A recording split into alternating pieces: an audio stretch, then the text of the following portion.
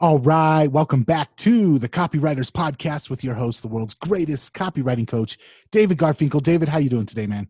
I'm good, Nathan. How are you? I'm doing fantastic. I'm happy to be back on the microphone with you, and I guess dark times, but being able to connect with you once a week or once every other week is a highlight of my life right now. Well, one thing I can say is we're very responsible. We're practicing social distancing. I think we're about 1,000 miles away from each other. We are. Thank God for Zoom. Yeah, really. Zoom's become quite the thing lately. It's in the news. Everyone's talking about it. I think there's a whole generation of kids called Zoomers. I don't know. Well, what's weird is I was actively looking for something to replace Zoom. I spend a lot of money on Zoom in my business. I was looking for something to replace it. And just the other day, I got a notification that Bella's school is now, because of everything that's going on, they're communicating with all the students through Zoom. And the CEO of Zoom gave out free access to their software to a whole bunch of schools throughout the United States. And I'm thinking they're probably doing it globally. So that giant act of generosity made me reconsider. And now I want to stick with Zoom just because of the way that the guy stepped up. Well, that's an interesting segue now that you mentioned Bella in school into our show today. Oh, I wonder how that happened. Well, I've been, pure serendipity, or as they call it in New York, coinky dinky. I've been wanting to do a show on this topic, teaching kids copywriting, for quite a while. And I kept hitting a roadblock in my mind every time I started to prepare. And now, with the coronavirus keeping so many kids out of school and at home, I realized I needed to get past the roadblock.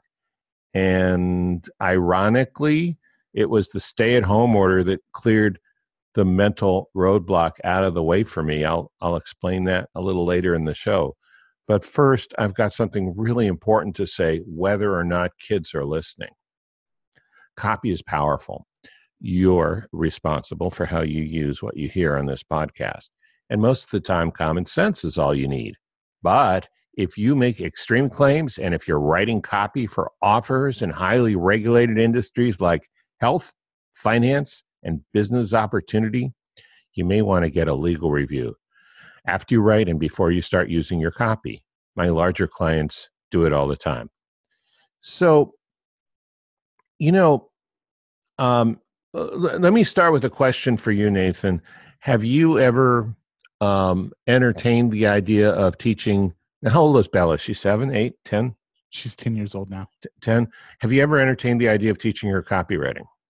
I have subtly been teaching her the foundational knowledge of copywriting and marketing since she was old enough to speak. Okay, you're using the osmosis approach, I guess. All right. But in terms of what I was thinking, you are like the ideal person. So she's your stepdaughter, essentially. You're the ideal person to teach. You're a family member who knows copywriting. What gets in the way, or would get in the way, see, I went back to school about 10 years ago myself. Grad school. I got a master's in education. I was pretty much horrified by what I saw, because a master's in education is essentially a professional training program to teach someone to become a principal of a public school. I didn't know that at the time. And you know what? They didn't tell me until I was already in. And that's like, I don't know, that's one version of hell I really don't want to experience. But the whole culture of public schools, and for all I know, because I don't know, private schools, charter schools, magnet schools, school systems in general, not always and not everywhere, but they're generally not that friendly to entrepreneurial activity. Mm-hmm. Sometimes they're outright hostile to it. And copy is all about entrepreneurial thinking and activity. Okay. So the licensed school teachers, the people I was going to grad school with, they may be inherently hostile to copywriting. And that would, sort of line up with my experience. But not everyone is, and not every teacher is, of course. You can't make that blanketed generalization. But even teachers who are open to copywriting are probably not the best people to teach kids copywriting. Now, why is that? Why do I say that? Because copywriting is not an academic subject. It's not a body of knowledge. It's not even just a way of thinking. It's an activity. It's something you do. And copywriting that matters, copywriting that works, is more than just an activity. It's a skin in the game activity. Copywriting gets to a whole different level when you're sweating a little bit because it's your money on the line, or a client's money on the line, which essentially means your paycheck or your consulting fee or your royalties on the line. And, say what you will about that. It's just how it is. Maybe good, maybe bad, maybe a thrill ride, maybe beyond some people's risk tolerance, but that's how it is. What are your thoughts about that so far? Because you're someone who's actually done this, albeit a little subtly. And I know that we originally got together because you wanted to talk to me about the horror that we call our school system.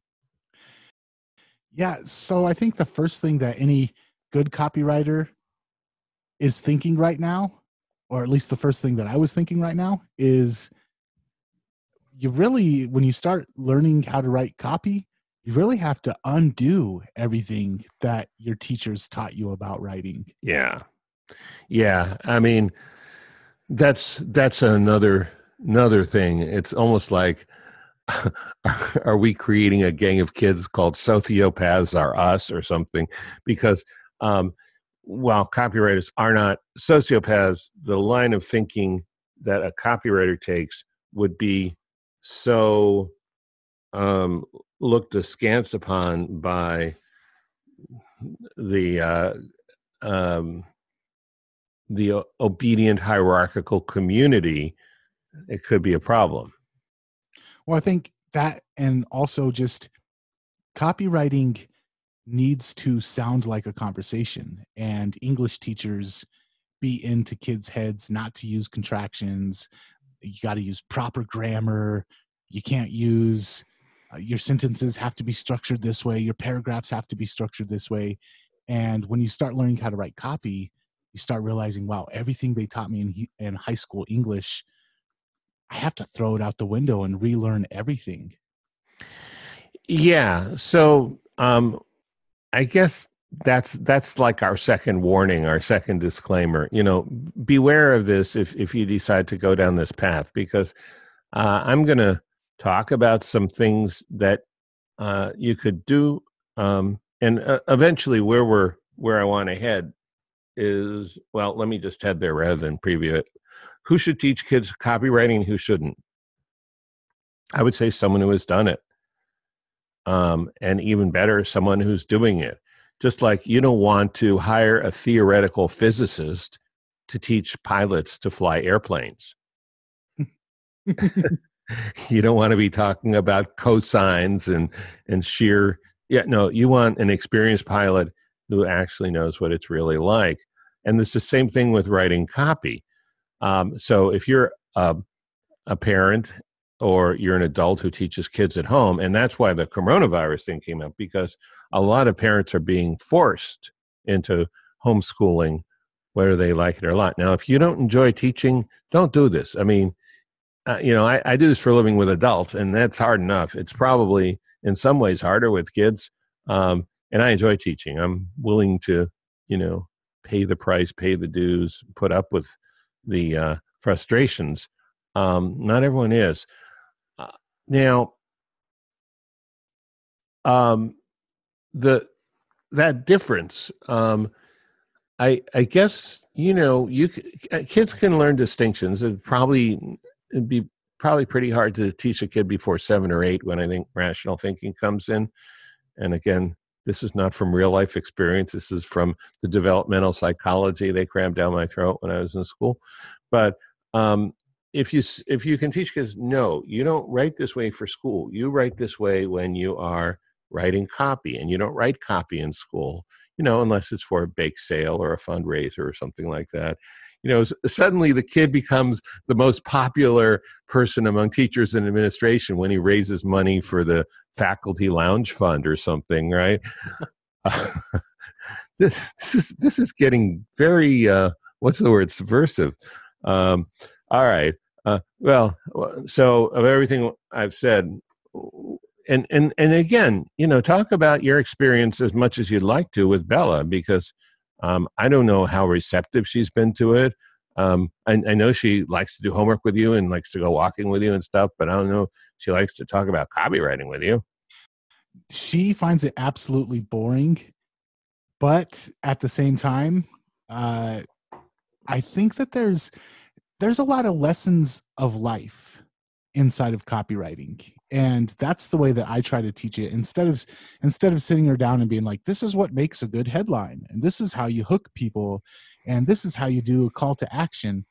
Instead, I try to pick out life lessons. And I'm like, we go to the bookstore, and if she wants a new book, I tell her, okay, you need to walk up to 3 different strangers and ask them what their favorite animal is. Or if you want to know if they have a particular book in stock, you need to go up to the cashier, and ask them if they can help you find it. And I do that because I want her to know the best way to get things out of life that you want is to ask people for it, or the best way to open up a conversation is to start by asking people about themselves, getting them to open up about themselves. So these are the things that are fundamental in copywriting, but I don't teach them to her as copywriting. I teach them to her as, this is also what works in life. We're always selling. We're always trying to negotiate. And I want her to be able to negotiate. I don't want her to rely on brute force, and I don't want her to rely on or not have brute force, because she's small for her age, and she's a girl, so she's even smaller than the average person. I don't want her to get walked over and taken advantage of. I want her to know how to negotiate. And so yeah, most of what I'm trying to teach her in my own personal life, trying to teach it, it's in life lessons. It's in when something happens and I say, oh, there's a copywriting lesson there. I stop and I ask her, okay, so why did this happen? Why did they react this way? How did you get them to do what you wanted them to do? Or how did you fail on getting them to do what you wanted to do? And what can you do better next time? Wow, I'm impressed.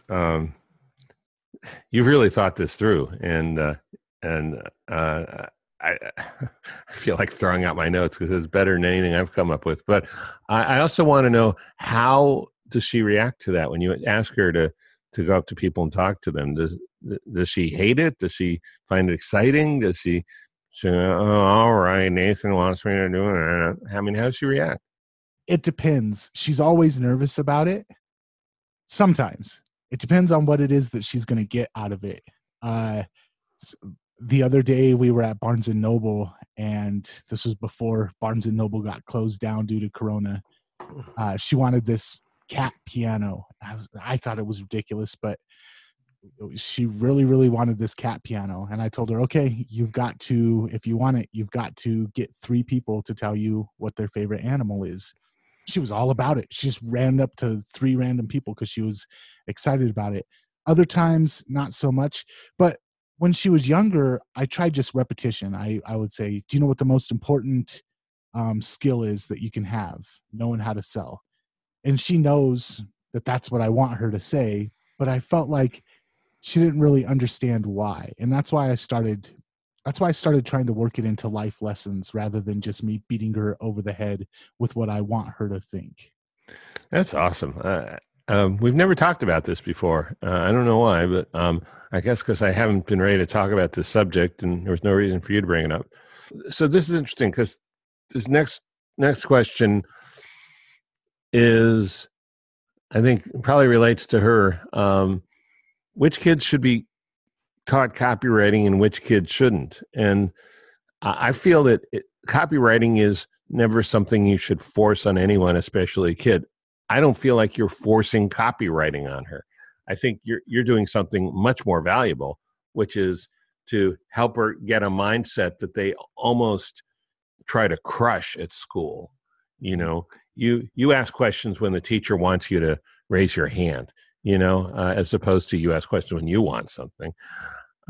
So anyway, if a kid's interested in copying but not wanting to learn it, it probably won't hurt, but you probably won't get a lot of learning. And I'm basing this on adults.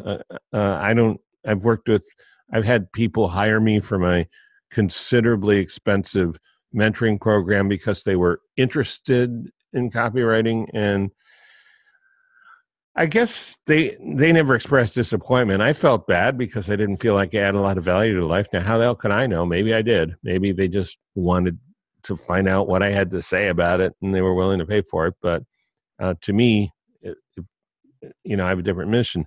The kid who is interested and really wants to learn copywriting is your best bet. And I realize all of these qualifications narrows the group of kids who are going to get taught, but it's better that you know these cautions before you venture into any teaching efforts.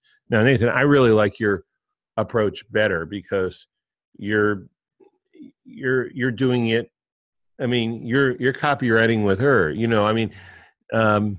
With spoken language, there's a very famous way to begin a letter. If you are blank, so if you want this cat piano, then you need to ask 3 people what their favorite animal is. That's like a lead for a good sales letter.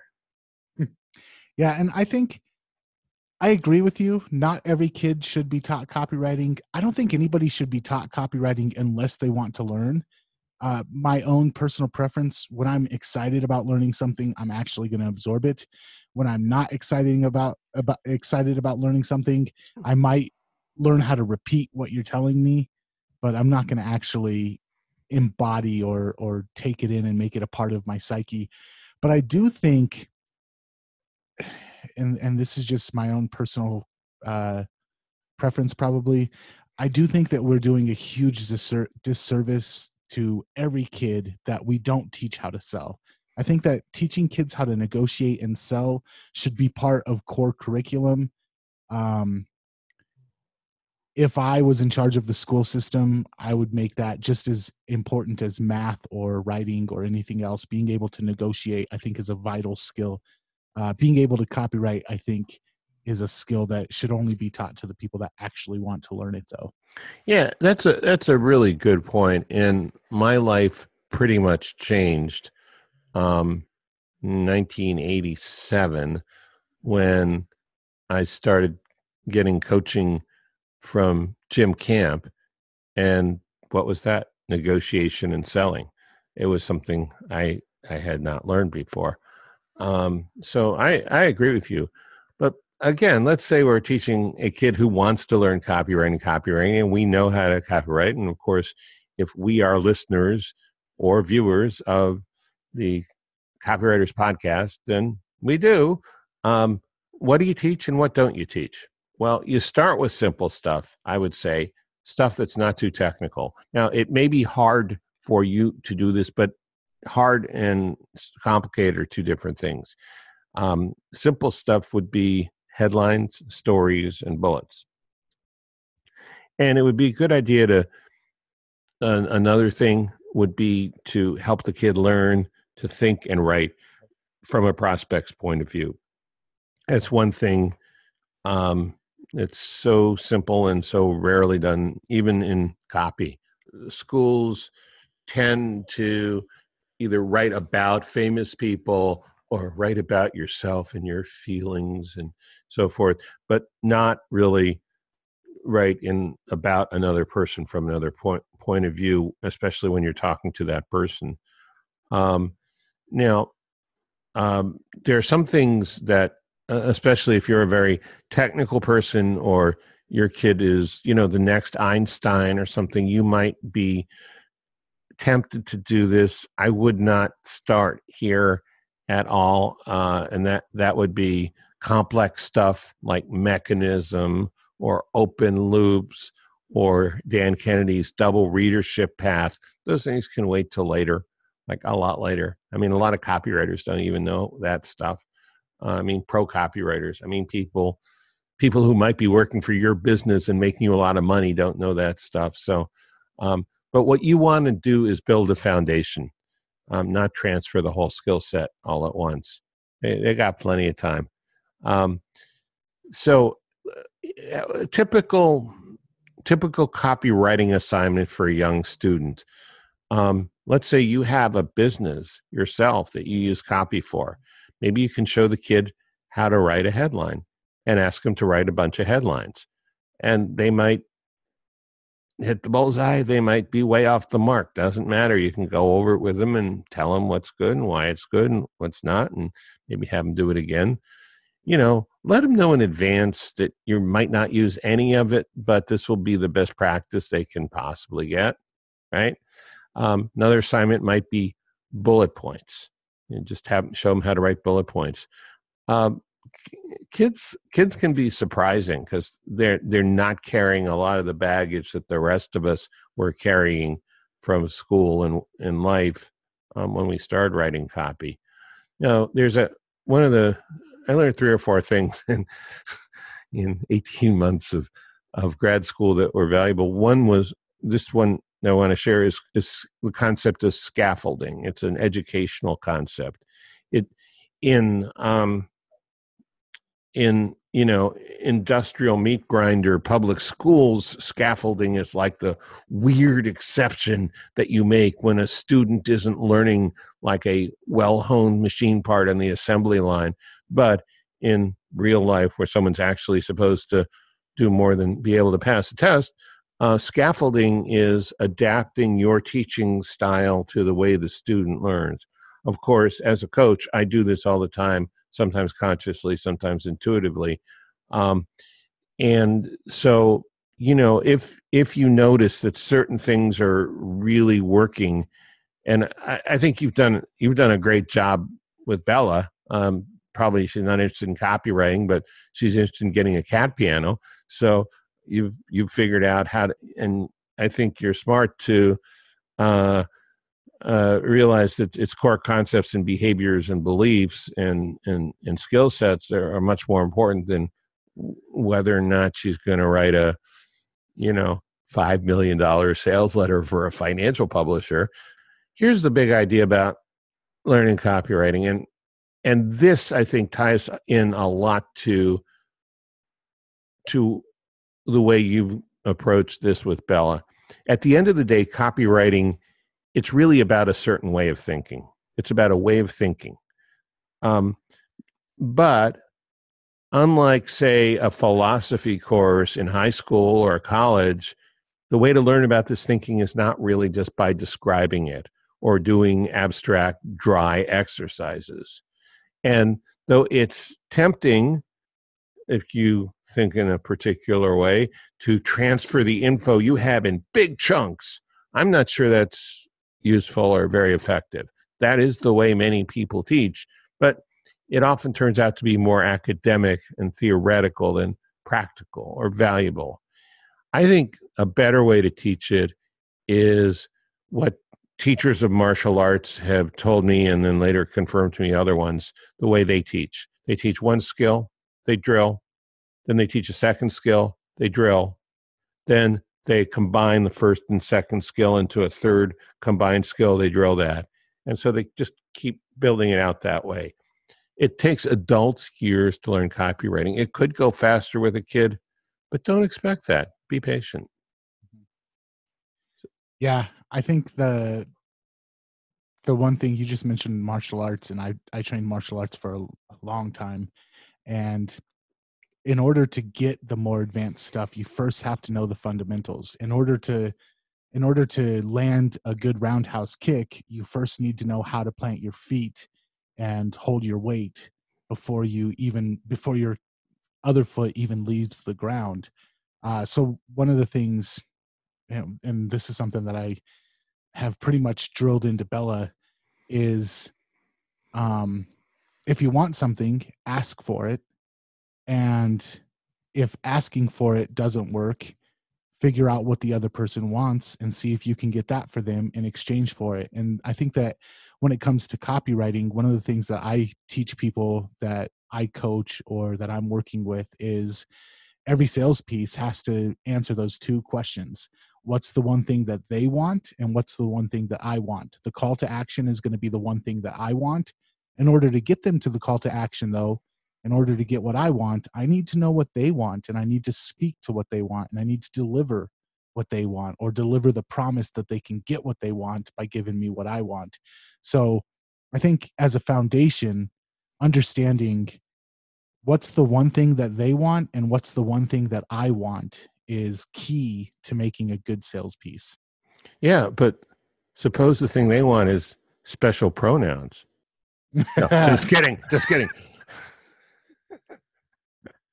All right. Oh, I thought we need to have a little moment of levity there.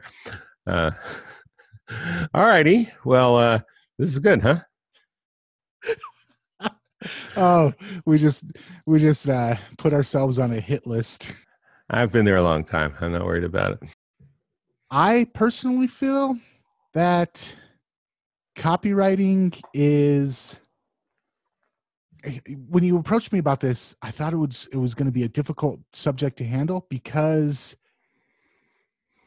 I think that, and maybe this is just my own personal bias, I don't think everybody can learn copywriting. I've worked with enough people that no matter how I approach it, no matter how I try to conform the way I'm teaching it, no matter what I do, it's been my experience that there's some people that just can't learn it, or they can learn all the steps and they just can't do it well. And maybe I'm biased in that. Maybe I have less experience than you do. I definitely have less experience than you do.